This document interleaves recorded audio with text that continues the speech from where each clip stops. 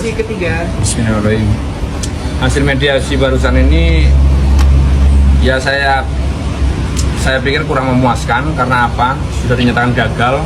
Padahal saya sudah meminta kepada hakim mediator itu untuk melakukan penambahan waktu.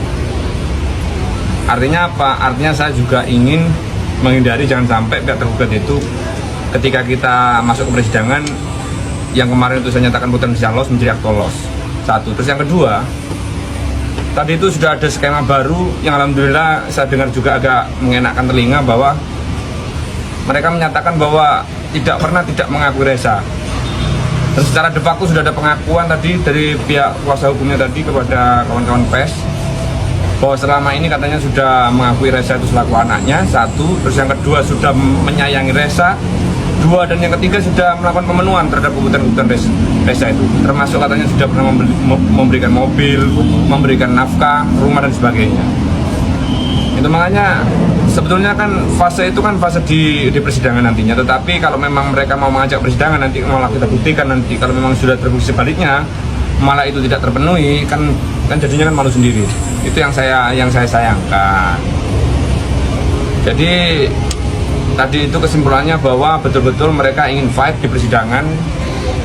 Dan ketika saya kemarin sudah menyatakan bahwa terbuka pintu lebar-lebar untuk terjadinya mediasi, terjadinya perdamaian di tingkat mediasi, menginginkan untuk mengoptimalkan mediasi, itu sekarang sudah tertutup. Nah, sekarang malah saya nyatakan pintu saya terbuka untuk bermain di ranah persidangan yang kemudian kita harus fight. Kalau yang fight ini kan pasti ada yang jatuh, ada yang enggak. Itu aja sudah. Saya sekarang karena memang mereka inisiasinya seperti itu, ya monggo.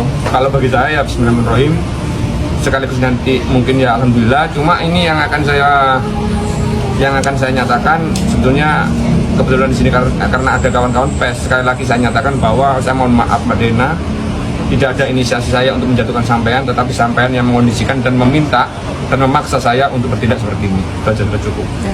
Mas, sidang selanjutnya ini apa agendanya, Mas? Enggak, ya sidang selanjutnya ya jawaban. Agendanya kapan? Masuk pokok perkara, agendanya yang nunggu ya. Via ekor tentu. Nanti akan ada pemberitahuan melalui ekor. Iya. Nanti akan kita kabari ke rekan-rekan. Jadi sidang selanjutnya itu laporan kepada majelis bahwa hasil mediasi itu gagal.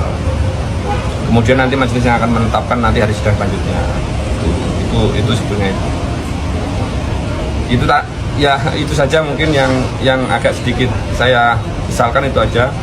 Jadi saya sedikit kalau takut enggak, cuma nanti saya nggak bangga juga ketika saya nanti menang di pengadilan dan kemudian ada pihak yang jatuh. Itu aja saya nggak bangga. Yang garis bawahi, beliau sudah mengakui bahwa itu anaknya.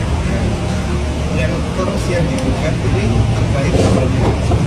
Makanya kan saya tadi kan bilang kan ada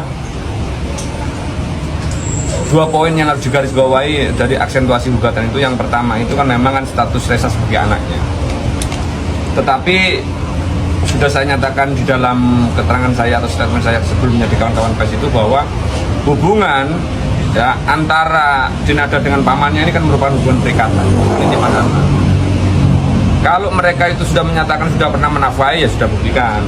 Karena saya tidak mempermasalahkan angka, tetapi kalau kita berbicara, sekali lagi saya ulangi, ketika kita berbicara tentang konteks 1365 on rahmatadat, itu maka kausalitas adanya kerugian itu harus ada.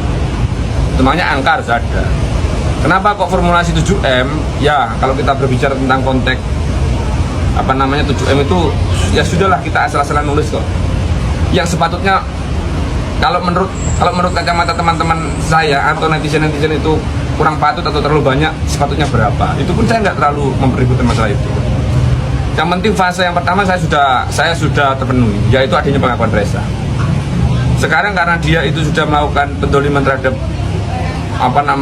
tergugat 2 dan tergugat 3, yang inkasu adalah paman dan tantenya, yang mengasuh anaknya ya kan, yang menceboki kotoran anaknya kan begitu, yang menidurkan anaknya ketika sakit. Nah itu yang harus juga diperhitungkan. Karena apa? Karena rasa terima kasih secara lisan saja tidak pernah terucap di mulutnya Dinada, kan begitu. Itu makanya harus saya berikan pelajaran ya, harus saya kasih pembelajaran secara adab melalui putusan pengadilan ini.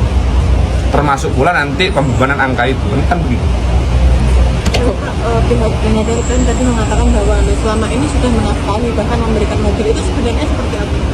Makanya kan saya kembalikan lagi, ketika kita berbicara tentang asas pembuktian, karena kita menganut aktori incubit probasio, maka siapa yang mendalilkan? Dia yang membuktikan. Dia kan sudah mendalilkan.